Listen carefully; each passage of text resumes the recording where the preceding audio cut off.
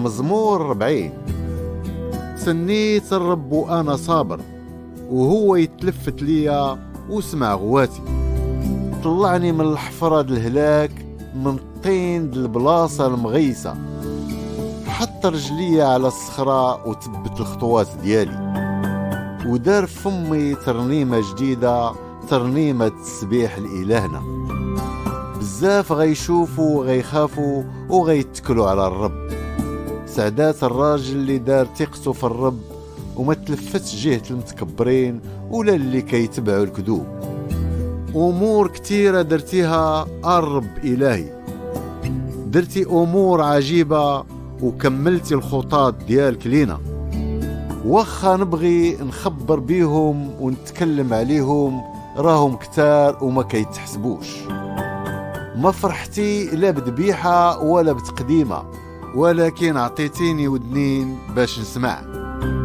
وما طلبتي لا ذبيحة اللي كتحرق ولا ذبيحة اللي كتقدم على ود الذنوب. وأنا نقول هاني جيت كما تكتب عليا في الكتاب.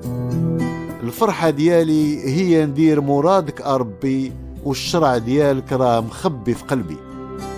خبرت بالعدل ديالك في وسط الجماعة الكبيرة، وانت عارف أربي باللي ما سديتش فمي وسكت. ما خبيتش العدل ديالك في قلبي، ولكن تكلمت على الأمانة والنجاة ديالك.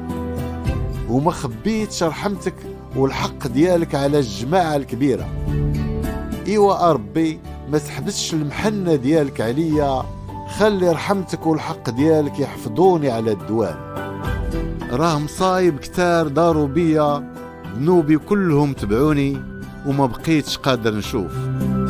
ولا وكتر من شعر راسي وقلبي ما قدرش يتحمل. رضي عليا أربي ونجيني، آجي دغيا عاوني. مصابي تحشموا ويحسوا بالعار هادوك اللي كيقلبوا ويقتلوني.